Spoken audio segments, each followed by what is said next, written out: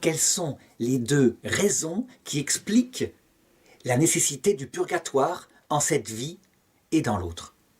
Pendant des siècles, on a dit c'était le paiement des dettes de peine, et on n'avait pas tort. Jésus le dit textuellement, « Hâte-toi de te réconcilier avec ton frère, tant que tu es en chemin sur la terre, de peur que ton frère ne te livre au juge, et le juge te livrera au bourreau, et le bourreau au geôlier. Et là, je te le dis en vérité, tu ne sortiras pas de prison, c'est-à-dire du purgatoire, avant que tu n'aies réglé jusqu'au dernier sou. » Mais il faut comprendre que cet aspect des choses, qui est réel, qui est vrai, n'est qu'un aspect secondaire. Le purgatoire a une raison beaucoup plus profonde, qui vient, je dirais, harmoniser ce deuxième aspect.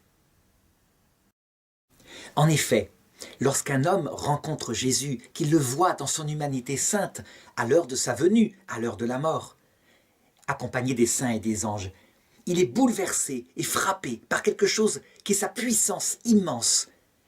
Il est marqué, le Christ, par cet amour et ses stigmates. Il a connu le désespoir. Un tel amour qui se révèle ainsi est d'une puissance incroyable sur notre cœur d'égoïste, de pécheur. Et quand on se tourne vers le Christ, on ne peut se tourner vers lui que à genoux, dans un repentir total, en l'aimant de tout notre cœur. Certains, évidemment, le refusent, mais ça c'est autre chose, je ne parle pas d'eux ici.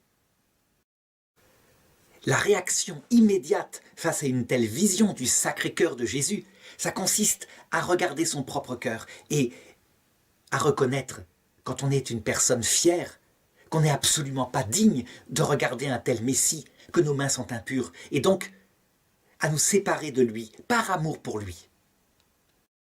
En fait, ce qu'il se passe en nous, c'est qu'on comprend instantanément qu'on ne peut même pas regarder son humanité sainte sans être soi-même pauvre de cœur. Et on ne l'est pas.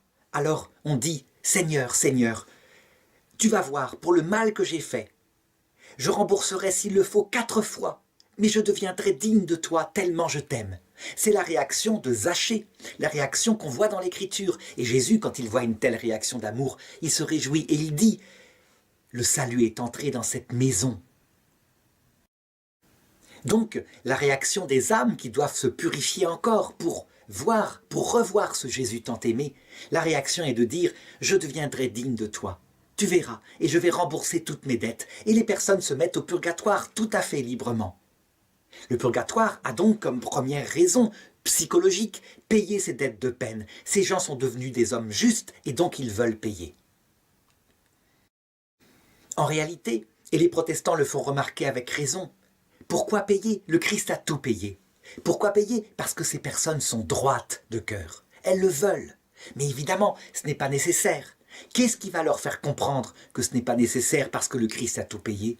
Eh bien, justement, le purgatoire, le fait de passer par cette solitude brûlante de soif de la présence du Christ, qui fait qu'au bout d'un certain temps, quand vient l'ennui, vient ensuite la tristesse, puis le désespoir, et la personne touche le fond de sa misère. Elle en ressort différente, brisée, le cœur rendu tout humble. Kénos, comme on dit en grec, ça veut dire plus que humble, indifférente à elle-même, ne voulant que Dieu et son prochain. Alors la personne est transfigurée par cette épreuve et elle change d'attitude. Elle dit au Seigneur, « Seigneur, je ne serai jamais digne de te recevoir, jamais, c'est pas possible, mais dis seulement une parole et je serai guérie. » Elle est alors sensible à la possibilité de recevoir enfin l'indulgence qu'elle n'a pas voulu au début, tellement elle avait conscience de son péché. Qu'est-ce qui a changé en elle? Quelle est cette chose qui est la raison profonde du purgatoire? Son cœur s'est transformé. Il n'est plus un cœur fier et aimant, il est un cœur brisé, un esprit humilié et aimant. Voilà ce qui a changé, l'humilité. Quand Jésus disait « le sacrifice qui plaît à Dieu, c'est un esprit brisé », eh bien, voilà la raison profonde du purgatoire. Personne ne peut voir Dieu sans mourir à soi-même. Et c'est ce qui se passe au purgatoire. J'ajouterai une conséquence de cela. Quand Jésus dit à propos de pauvres femmes prostituées, elles vont plus vite que vous, et il parlait des prêtres, et des bons juifs de son époque au paradis. Eh bien, c'est ce qu'il voulait signifier. La différence, c'est que celui qui a vécu le malheur sur terre, comme le pauvre Lazare ou la prostituée, quand elle arrive devant le Christ, elle sait qu'elle n'est rien. Et plus vite, beaucoup plus vite que nous, elle dit « Seigneur, je ne serai jamais digne de te recevoir, tu le sais bien. Remets-moi sur terre, je recommencerai. Mais dis seulement une parole et je serai guéri. » Et c'est ainsi que, quelquefois, leur purgatoire est déjà acquis sur terre. Et l'indulgence, elles la reçoivent immédiatement, juste après le jugement dernier.